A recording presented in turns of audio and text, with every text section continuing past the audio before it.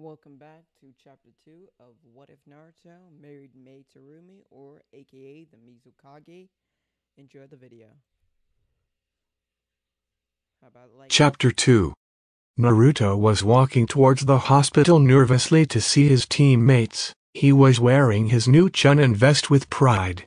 When he stopped at the door trying to think of a way to tell his teammates all of this, he was the one getting married and he could barely process it. Naruto chose winging it as his best option, seeing as how it had always worked before. He took a deep breath and opened the door. "Hey guys, how's it going?" Sakura went to yell at the young Jinchuriki. "Naruto, you baka, you almost woke up. Sasuke." She stopped when she noticed the Chunin vest he was wearing. "You made Chunin?" "Yeah, but that's kinda just the tip of the iceberg." Naruto was cut off by the now awake Sasuke before he could finish. "The Dabi made Chunin? How?" the bedridden boy screamed. Kakashi decided to speak up. "Sasuke, we should be happy for him, no need to yell." Obviously the council felt he did well enough to be promoted. "Well done, Naruto. I also heard Jiraiya-san is training you, very impressive." He finished with one of his classic eye smiles. "Chen, congratulations. I'm going for a walk, need to clear my head," Sasuke said, getting out of his hospital bed. He walked out, giving Naruto and Sakura a slight shove as he left, much to the pink-hair girl's dismay. "Naruto, why did you have to come in here flaunting your vest like that? You upset Sasuke?" "Well, I guess it's not really your fault." "Congratulations," Sakura finished half-heartedly. "Guys, sit down, we have a lot to talk about." Naruto spent about 10 minutes telling them everything, other than his heritage, and waited nervously for a response. Kakashi was the first to speak. "Well, that's great, Naruto, although I don't know what the leaf will do without its favorite knucklehead ninja," he told his student, trying to hide the fact that he would really miss the boy. Naruto had brought some light back into his life, and he was sad he was going to lose that. "Naruto, I'm so sorry. You come in here with great news and all I do is yell at you. I'm gonna miss you a lot, and I'm sure Sasuke will too. We were finally starting to become a real team," Salute told him with a sad smile. She walked up and gave the boy a small hug, which the boy returned, very surprised. "Thanks, Sakura-chan, that means a lot to me. We're gonna go down and meet my future wife in about an hour. Can round up everybody else so I see them?" Naruto asked. "Of course, I'll make sure Sasuke is there too." "How long to have before you to the mist?" Sakura asked with a smile. "About a month," Naruto responded. "Great, we'll make sure it's the best month you've ever had," she said, running out of the room happily. Naruto stood in the doorway confused. "I don't get it. Usually she's all mad and tries to hit me, but she got all nice and even gave me a hug. What's up with that?" Kakashi laughed. "Women are confusing creatures, Naruto, very confusing creatures. Kinda funny that the most wonderful thing in the world belongs to the most confusing things in the world." "What's the most wonderful thing in the world?" Naruto asked. Kakashi smiled. "You'll find out on your wedding night." The duo from the mist, Ao and Mai, stopped at the clearing in the forest. They had been told to wait for someone to come and escort them the rest of the way. Not that they really needed it, it was more of a political gesture than anything. "Jiraiya of the Sannin is supposed to be the one meeting us here. I think you two have met before," Ao told her. Mai scowled at the memory of the old pervert. "Oh yeah, we met all right, and when see him, I'm gonna show him just what happens to people who peep on my Terumi." Ao cringed. Only a few men had been stupid enough to peep on Mai, and they ended up burns in the worst possible locations. Needless to say, it wasn't pretty. "Can at least hold off till we get to the village?" Mai frowned. "We'll see." Just as she spoke, the white hair pervert appeared. Mai immediately got into position to burn the sun into Kingdom Come, but he cut her off. Look, I know you probably dislike me, but you can beat the crap out of me after I've told everything you need to know about your future husband. Mai hesitated but nodded, a little surprised by his seriousness. Jiraiya handed her a large bag and began to speak. In that bag is all of his father's scrolls and the Uzumaki scrolls on sealing and jutsu, mainly on wind since that's his element. Also there's some water and fire scrolls in there. He has a slight affinity in each. Also I've put all of the things he should be training on with the toads while I'm away. Finally, I've placed a booklet in there with all of my current knowledge on the Akatsuki in it. Mai was trying to take in everything she was being told. Wait, father, I thought he was an orphan, and what's the Akatsuki? Jiraiya sighed.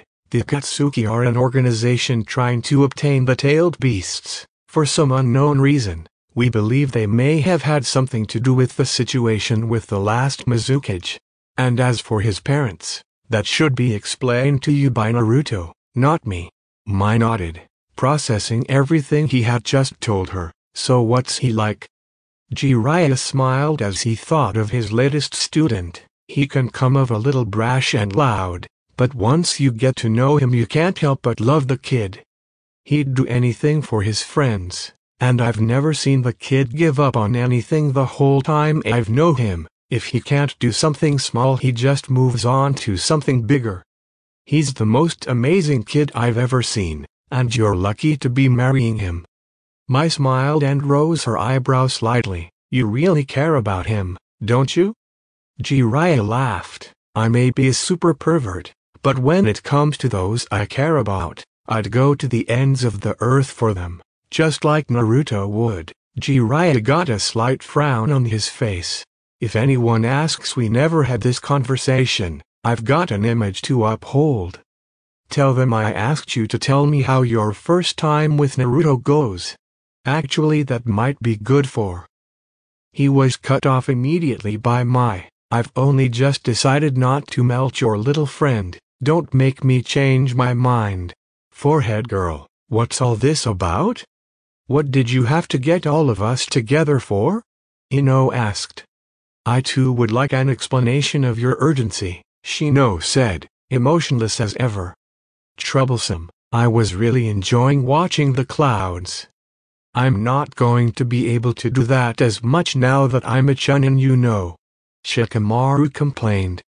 Actually, Shikamaru, that's part of the reason I called you guys here. Naruto made chunin too, but that's not even the half of it. You guys might wanna sit down for this. Sakura told them. She had gathered all of the Rookie 9 and their senseis, other than Naruto and Kakashi. Also Team Guy and Iruka were there. All of them raised an eyebrow at what the girl was saying. A few of them smiled when they heard about Naruto making chunin. Lee of course praised Naruto's power of youth. Once she finished telling them about the marriage and the transfer, the smiles faded. None of them really wanted to see Naruto go. Hinata was on the verge of tears. Sakura decided to end the silence. Guys, I need your help. I want to make Naruto's last month here as good as it can be. Ino raised an eyebrow and looked at Sakura. No offense, forehead girl, but since when did you care about Naruto? I always thought you hated him? Sakura frowned and looked at the ground. I never hated Naruto. To be honest, his constant asking me out made me feel pretty. And all his encouragement actually made me believe I could become a real ninja. This might sound kinda selfish, but I want Naruto to remember me doing something other than hitting him. Ino looked at her old friend and rival and smiled. Alright, if it's that important to you, we'll help you. First off, who do we have bringing this my girl over here? When I asked Lady Tsunade, she said Jiraiya was going to get her. Sakura didn't get a chance to finish as Kurne cut her off. What? Lady Tsunade sent that pervert to go get her? No way. Me and one of the girls will go see her and make sure Jiraiya didn't try anything on her, Kurne yelled. She hated perverts. And while she respected Jiraiya, he was definitely a pervert, and was not to be trusted around a woman as far as she was concerned. "Hinata, would you like to come along?" Hinata quickly nodded. She wanted to meet the person who was stealing her Naruto. If she couldn't be the one to make him happy, she sure as hell would see to it Mai did, mizukage or not. The others went to get everything else ready. Mai would be there in about 20 to 30 minutes, which wasn't much time. And they all had a few things they wanted to get ready for Naruto and his soon-to-be bride. What the fuck? That little shit is marrying that hot piece of ass. Damn, some people get all the fucking luck. Hidden, the immortal of the Akatsuki, whined. The 10 members of the Akatsuki were gathered to discuss the status of the uncaptured tailed beasts. Wow, 5 curse words in one sentence. Might be a new record for you. Deidara, the art-crazed explosives expert, laughed.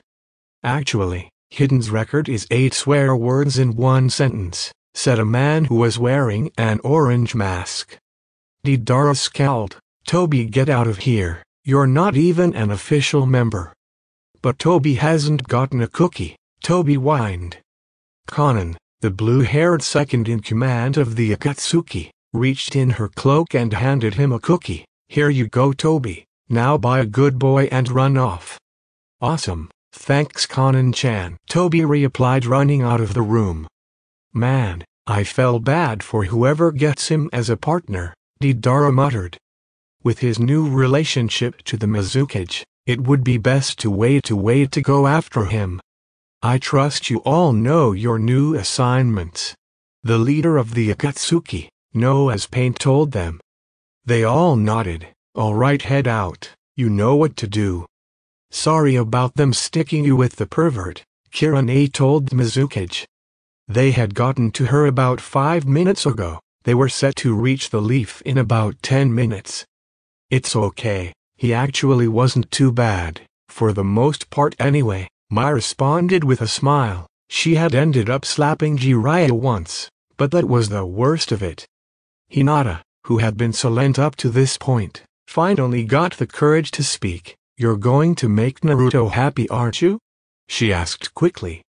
Mai was surprised at the question. Of course. Why do you ask? Hinata looked down. He's very important to Emmy. She told her. She was starting to lose control of her stutter. Mai smiled, starting to understand how she felt about the boy. That's good. How about you tell me all about him on the rest of the way there? Hinata gave a small smile. She was more than happy to talk about Naruto. Mai listened happily, learning more about her soon-to-be husband. Naruto stood nervously at the gate. Mai was due to arrive at any moment, and several of his friends went out to grab him something. Ino had gotten him different clothes, as she refused for Naruto to meet Mai wearing so much orange. It was a simple long-sleeve black shirt, his Chunin vest, and black pants. Ino also sent Choji and Shikamaru to get flowers from her parents' shop. Anko had came over when she heard about Naruto's marriage. She had come to like boy after the Chunin exams, and gave him a black trench coat with the Uzumaki swirl on the back. Finally, Kiba gave him the fang of a past Inuzuka dog, a sign of major respect and a way to show everyone in the mist he was backed by the Inuzuka clan. It was connected to a small chain around his neck. He was visibly sweating. Iruka put a hand on his shoulder and whispered to him, Naruto, relax, we're all right behind you. She's gonna love you just like we do, it'll go great. Naruto took a deep breath and looked out to see Mai walking up towards the gate. And enjoy chapter 2 of What If Naruto Married the Mizukage, or the second Mizukage, something like that. Alright, enjoy the video, like, share, and subscribe. Everything will be linked down in the description if you want to read yourself. Enjoy the video. Peace. Love you guys. Bye.